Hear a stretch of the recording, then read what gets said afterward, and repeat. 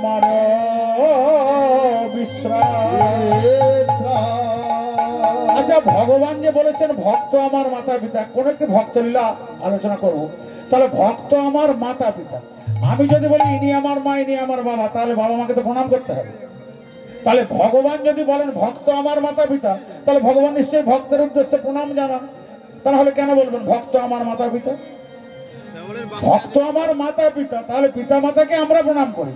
ভগবান যদি মুখে বলেন ভক্ত আমার মাতা পিতা, তাহলে ভগবানকে প্রণাম জানাতে হবে। অবশ্যই জানিয়েছে, অবশ্যই জানিয়েছে, ভক্তকে উদ্দেশ্যে প্রণাম জানিয়েছেন অবশ্যই। কোন যুগে?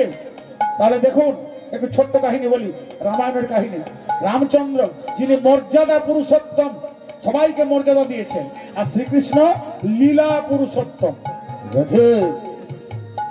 রামচন্দ্র অযোধ্যায় ফিরে এসেছেন সীতামাকে নিয়ে, আনন্দ মুখরিত অযোধ্যা।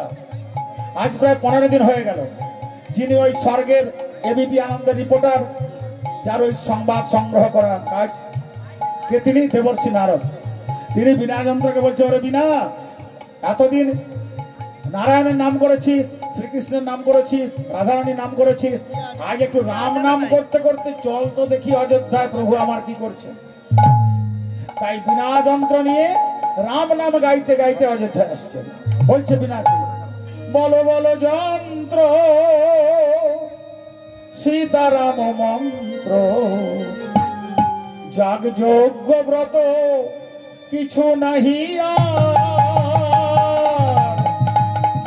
বলো বলো যন্ত্র সীতারাম মন্ত্র, যাগ যজ্ঞ ব্রত কিছু নাহি আর।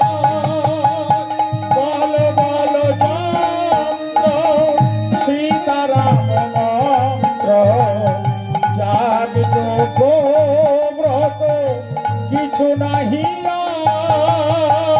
বলো বলো যন্ত্র সীতারাম মন্ত্র, যাগ যজ্ঞ ব্রত কিছু নাহি আর। ওরে বলো বলো বিনে রাম নাম বিনে, বলো বলো বিনে রাম নাম বিনে। ওরে বলো বলো বিনে রাম নাম বিনে।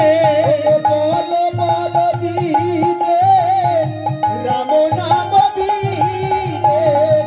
এই ত্রিভুবনে সকলি অসার। বলো বলো বিনে রাম নাম বিনে। এই ত্রিভুবনে সকলি অসার।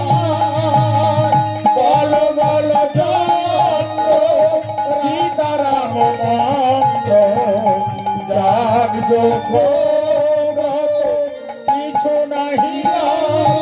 বলো বলো। কে বসে আছে এখানে? এখানে কে বসে আছে? না না, আপনাদেরকে বলছি না, আপনাদেরকে বলছি। সামনে একজন বসে আছে, ও হনুমান। আরে তুমি কিষ্কিন্ধায় ফিরে যাওনি? নারদজি, ফিরে আর গেলাম কই? হ্যাঁ, প্রভু বললেন হনুমান তুই দিন কয়েক থেকে যাও অযোধ্যা, তাই রয়ে গেলাম। আচ্ছা হনুমান, প্রভু আছেন ভেতরে? হ্যাঁ আছেন। উনি কি করছেন? অনেকবার